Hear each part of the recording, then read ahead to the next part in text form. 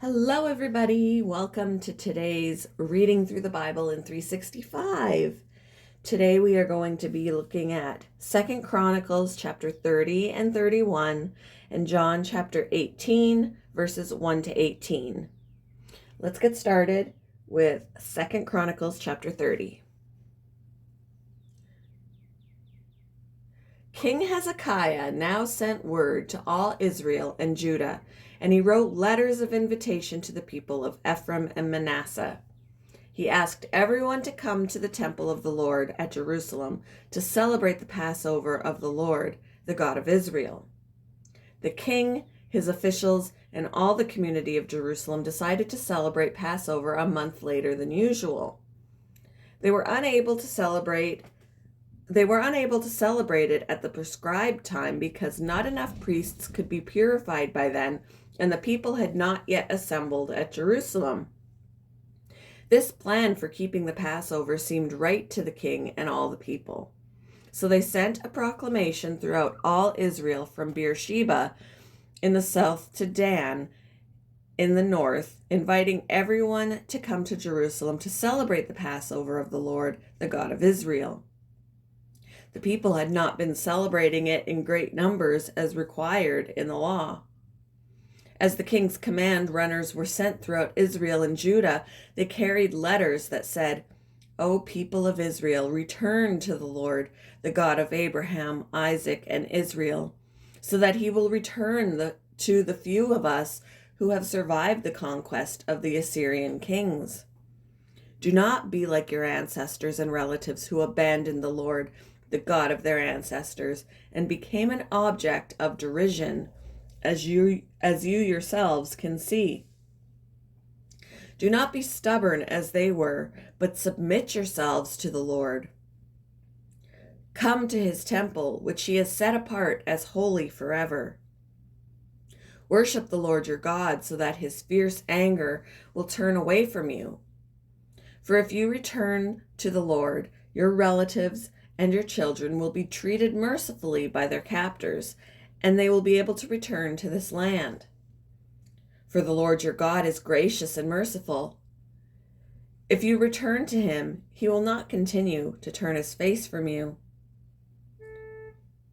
Really? Turn it off. Okay. I want to make sure it wasn't mine. The runners went from town to town throughout Ephraim and Manasseh and as far as the territory of Zebulun. But most of the people just laughed at the runners and made fun of them. However, some people from Asher, Manasseh, and Zebulun humbled themselves and went to Jerusalem. At the same time, God's hand was on the people in the land of Judah, giving them all one heart to obey the orders of the king and his officials, who were following the word of the Lord. So a huge crowd assembled at Jerusalem in mid-spring to celebrate the festival of unleavened bread. They set to work and removed the pagan altars from Jerusalem. They took away all the incense altars and threw them into the Kidron Valley. On the 14th day of the second month, 1 month later than usual, the people slaughtered the Passover lamb. This shamed the priests and Levites, so they purified themselves and brought burnt offerings to the temple of the Lord. Then they took their places at the temple as prescribed in the law of Moses, the man of God. The Levites brought the sacrificial blood to the priests, who then sprinkled it on the altar. Since many of the people had not purified themselves, the Levites had to slaughter their Passover lamb for them to set them apart for the Lord. Most of those who came from Ephraim, Manasseh, Issachar, and Zebulun had not purified themselves. But King Hezekiah prayed for them, and they were allowed to eat the Passover meal anyway, even though this was contrary to the requirements of the law. I don't know if you can hear that little tink, tink, tink, tink, tink. It's raining out, which is another good reason not to record outside.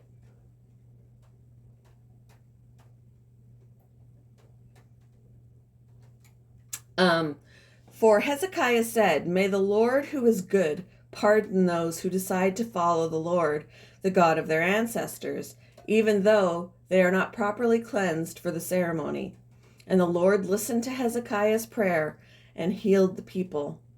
So the people of Israel who were present in Jerusalem joyously celebrated the festival of unleavened bread for 7 days. Each day the Levites and priests sang to the Lord, accompanied by loud instruments. Hezekiah encouraged all the Levites regarding the skill they displayed as they served the Lord. The celebration continued for 7 days. Peace offerings were sacrificed, and the people gave thanks to the Lord, the God of their ancestors. The entire assembly then decided to continue the festival another 7 days, so they celebrated joyfully for another week.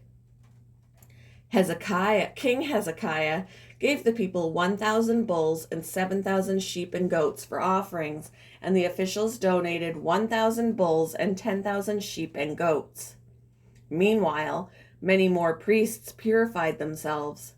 The entire assembly of Judah rejoiced, including the priests, the Levites, all who came from the land of Israel, the foreigners who came to the festival, and all those who lived in Judah.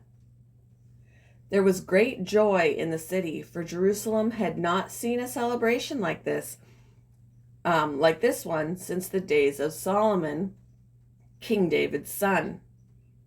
Then the priests and Levites stood and blessed the people, and God heard their prayer from his holy dwelling in heaven. Chapter 31. When the festival ended, the Israelites who attended went to all the towns of Judah, Benjamin, Ephraim, and Manasseh, and they smashed all the sacred pillars, cut down the Asherah poles, and removed the pagan shrines and altars. After this, the Israelites returned to their own towns and homes.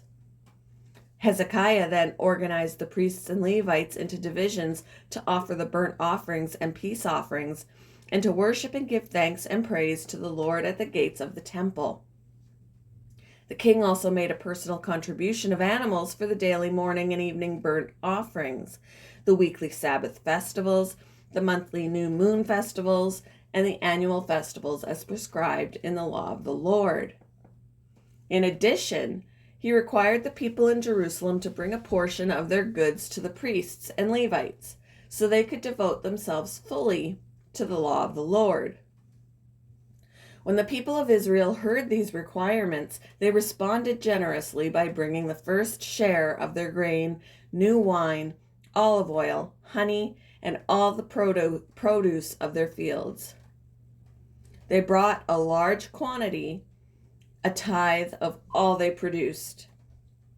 The people who had moved to Judah from Israel and the people of Judah themselves brought in the tithes of their cattle, sheep, and goats, and a tithe of the things that had been dedicated to the Lord their God, and they piled them up in great heaps. They began piling them up in late spring, and the heaps continued to grow until early autumn. When Hezekiah and his officials came and saw these huge piles, they thanked the Lord and his people, Israel. "Where did all this come from?"